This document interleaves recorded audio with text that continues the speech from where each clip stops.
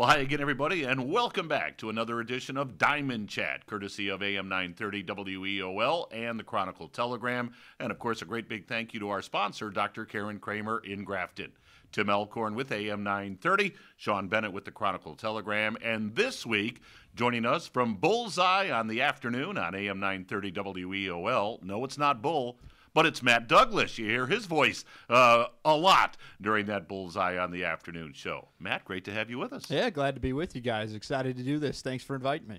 All right, you know how it goes. You get to throw out the topics, and then Shaun Bennett and I, we offer up any sort of opinions or so-called facts as far as those topics are concerned. So fire away. All right, well, let's hear some of these so-called facts then. First baseball poll. The season has been released along with the second softball poll of the year.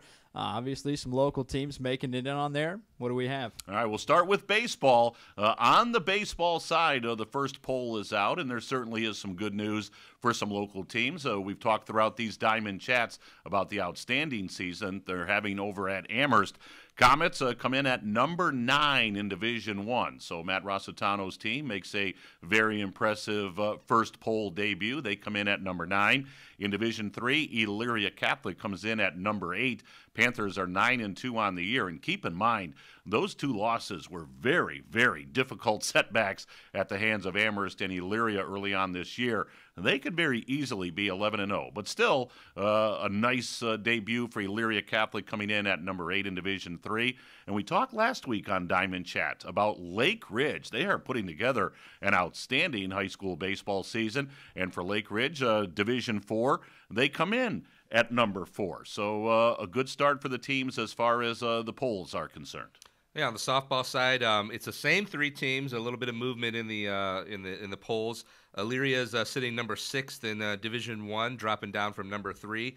Keystone number 1 in Division I again for the second week in a row, but they've actually strengthened. They've opened up a little bit of gap there in Division II. And then Wellington is now tied for number 7. They move up a spot with Bloomdale Elmwood in Division III. So very impressive. Obviously, Elyria dropping a little bit may have a little bit to do with the fact that they lost to Brunswick in a conference game last week. They also lost in the final of the Windy Spring Classic to North Union, but can't take much away from them. They had a huge, huge victory against Hurricane, West Virginia, which is the number 2 ranked team in the country in the USA Today Super 25 high school softball poll. So while obviously the setbacks kind of sting a little bit, they kind of beat one of the best teams in the nation. There's nobody that can take anything away from them on that one. Well, what a huge confidence builder that must be for Elyria High. And the thing is, the good thing of it is they did it as a team. You really didn't have one person just kind of have a huge game. It was 1 through 9 across the lineup. There was people getting hits all over the place. There was people producing. They did a great lineup change. Izzy St. Peter was fantastic to start. They brought April Hauser in as a change of pace pitcher, and she really closed it down at the end. Just everybody really contributed in that win, so that was good to see. All right, Matt, fire away. Topic 2. Well, let's talk a little Paction here, why don't we? Some Patriot Athletic Conference teams doing some good things here recently. What's happening in that part of the county? Want to start? I will.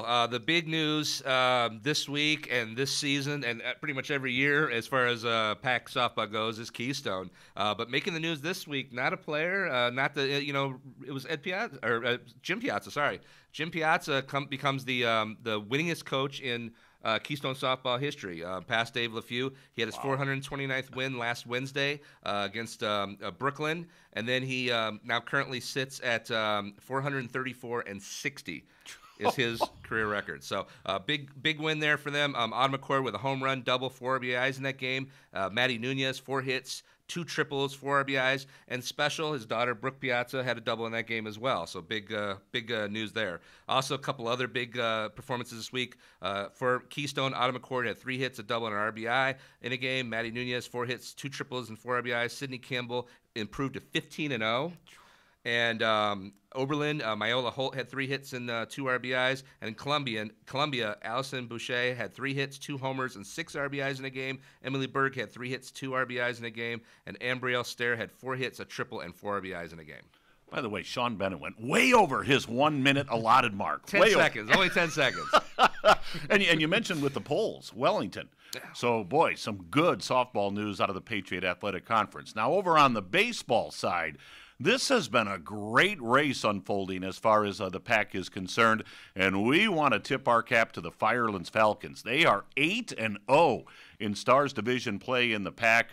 Their head coach, Dan Ransom, has done a tremendous job in building that program. So hats off to Firelands. 8-0. We're going to talk a little bit about a couple of their players a little bit later on in Diamond Chat, but they're having a tremendous season. But right on their tail, as far as the Stars Division is concerned, the Keystone Wildcats, boy, for years they've had a great program going back to Coach Mark Clement, and now Bert Fitzgerald is the head coach at Keystone. They have a premier program, so Keystone is staying right there with Firelands as far as the Patriot Athletic Conference is concerned. And then over on the Stripe side, Clearview, they've been quiet this year, but boy, they've had a very nice campaign. They got a big win this week when they knocked off the Fairview Warriors. So Clearview making some noise as far as the Stripes division is concerned. So, boy, you look at Firelands, you look at Keystone, you look at Clearview, some really good baseball coming out of the pack. Well, we've got some baseball and softball tournaments coming up here as well this weekend. What are some of those, and what will we see? Why don't you start with softball? Well, we obviously have to talk about the Priebus Memorial. It starts this weekend. It is the premier softball tournament in the county and probably one of the premier softball tournaments in the entire state for high school softball. We've got a lot of local teams competing. It's over 2 locations. It's held at Wellington and LaGrange. Amherst, Midview, Columbia, Elyria, Vermilion, Avon, and the host schools, Keystone and Wellington, all competing in that. There are 8 state-ranked teams in the Priebus this year. 6 will be at the LaGrange site, 2 at the Wellington site. Some of the big matchups of state-ranked teams: Friday, Elyria, as we said, 6 in the Division I, is against Oak Harbor, who is number 2 in Division II. Saturday, Elyria will be facing Toledo Notre Dame, 9th in Division I. And beyond that, you got, sorry, I lost the third one. So, but no, really big state-ranked teams. All the local teams are basically facing a state-ranked team, I think, throughout the course of the 2-day tournament. So definitely get out there. You're going to see some great softball. And by the way, before we get to the baseball side, I do want to give the radio station a plug here because we are going to be live with live coverage at the Priebus on Saturday.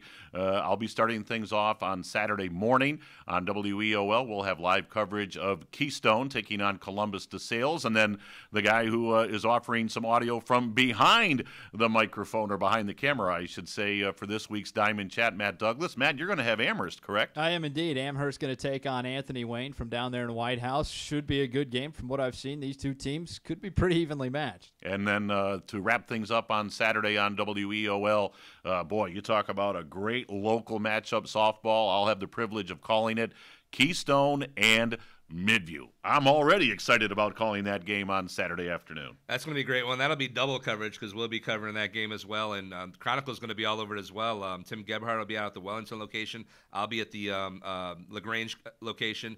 We're going to be covering games on Friday. We're going to each be covering 3 games on Saturday. So we've, as a company, have this pretty well covered, I think. This event's going to be, you're going to be able to see some stuff the next day on that and during that day. So, again, listen to the games on Saturday, and then Sean and Tim with the great coverage in the Chronicle. You'll be able to read about it on Sunday. And, of course, I'm sure Twitter updates and Facebook updates as the games roll along. All right, quickly on the baseball side, as far as what's happening this weekend, boy, there are some teams that are going to be competing at Oberlin College this weekend as far as a baseball tournament that's taking place over at Oberlin College.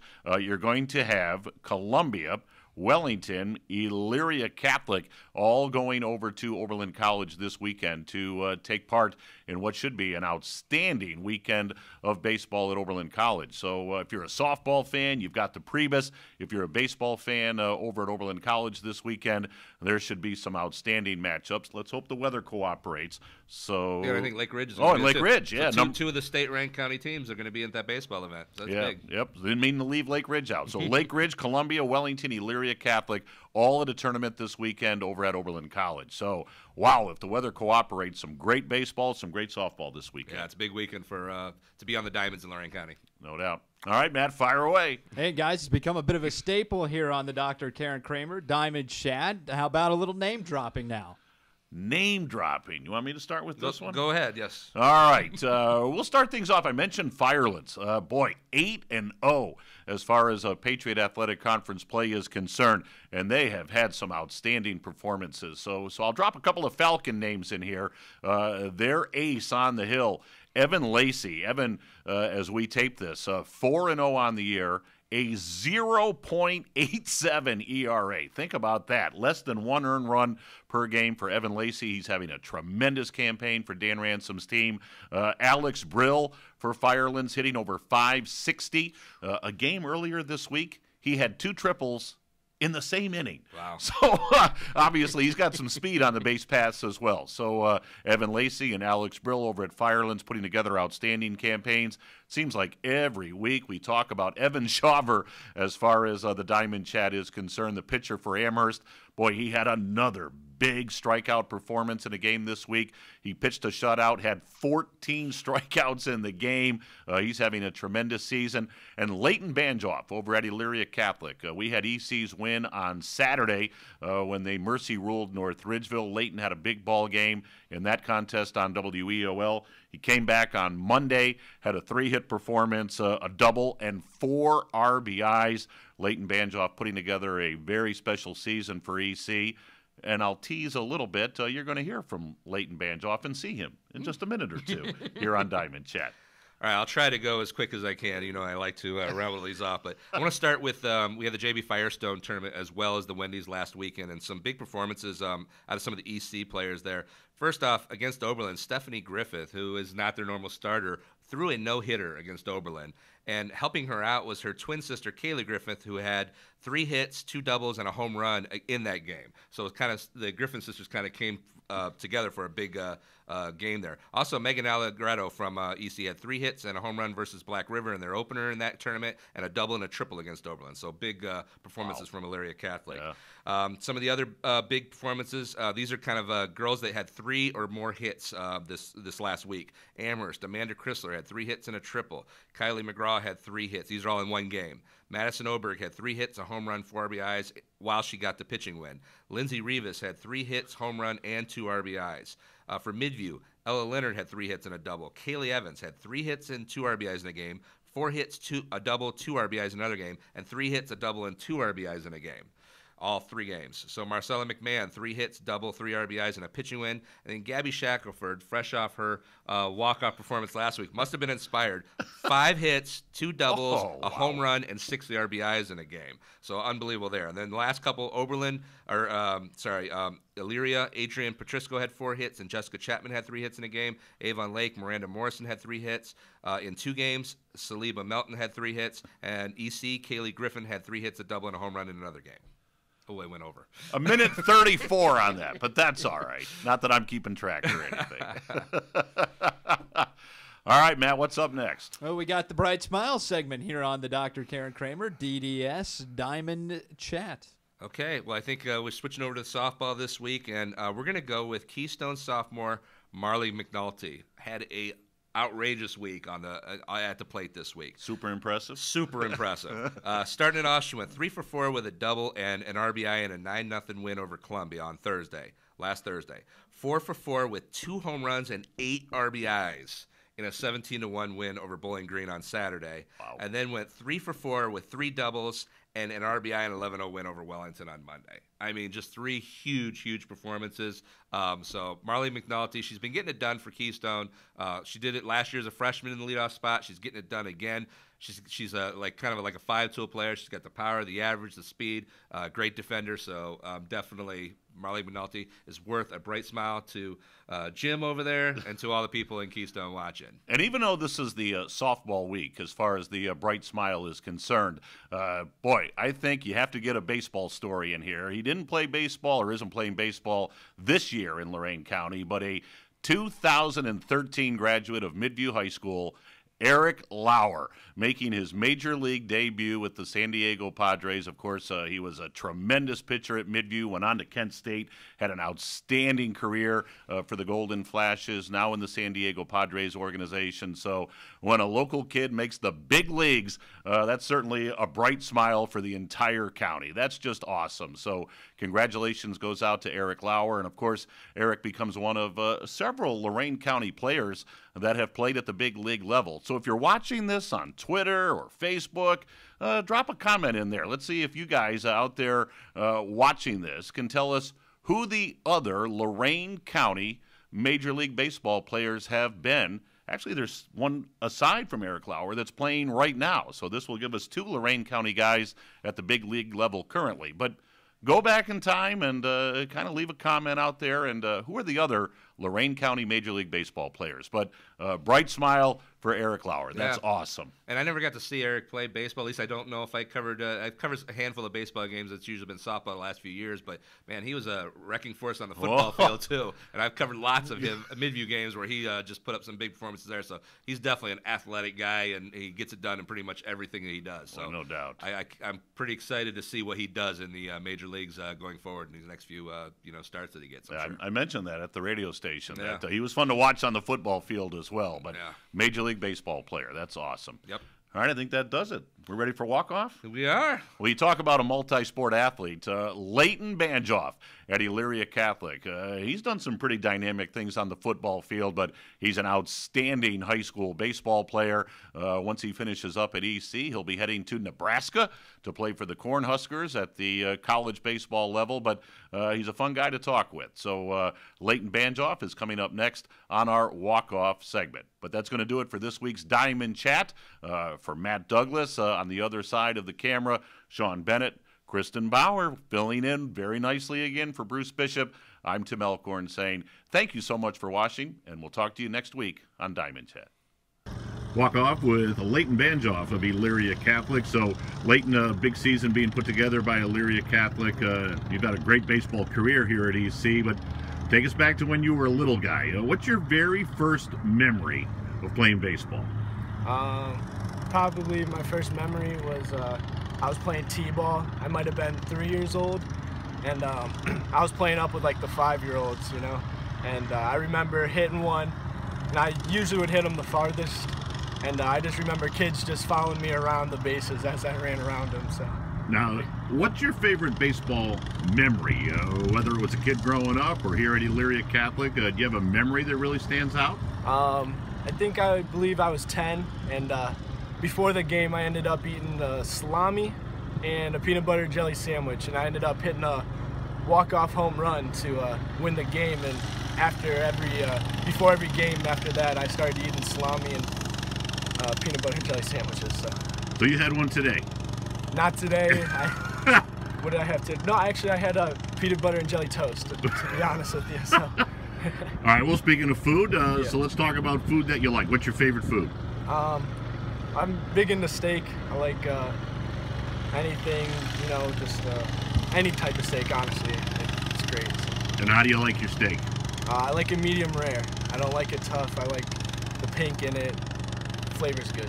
So. Sauce or no sauce? No sauce. You got to let the steak do itself. All right. What is your favorite television show? Favorite television show is probably Game of Thrones. I'm really big into that. It's a great show. I recommend everyone get their HBO and watch that. So. All right. How about music? What's your favorite music, and do you have a favorite artist? I listen to a lot of rap, but I listen to everything, honestly. But my favorite artist, possibly Gucci Mane. Okay. So it's a little different. So. Now, after Elyria Catholic, you've committed to Nebraska. Yep. Abraham Woods, last year from Elyria Catholic, also going to Nebraska. What is it about Cornhusker baseball? Honestly, the coaches are great. Just the fans there are amazing. It feels like home. It's a great feeling there. So. All right, one final question for you, a non-baseball related. Any particular class that you really enjoy at Elyria Catholic? What's your favorite subject? I'm taking a Photoshop class this year. Enjoying putting together pictures, like masking them, and I also enjoy history. I'm big into history. So what are you thinking about majoring in at Nebraska? I'm actually thinking about majoring in finance, becoming like a financial analyst, manager type position. So. Very cool. Hey, congratulations on a great career at Elyria Catholic. Thanks for joining us on Walk Off.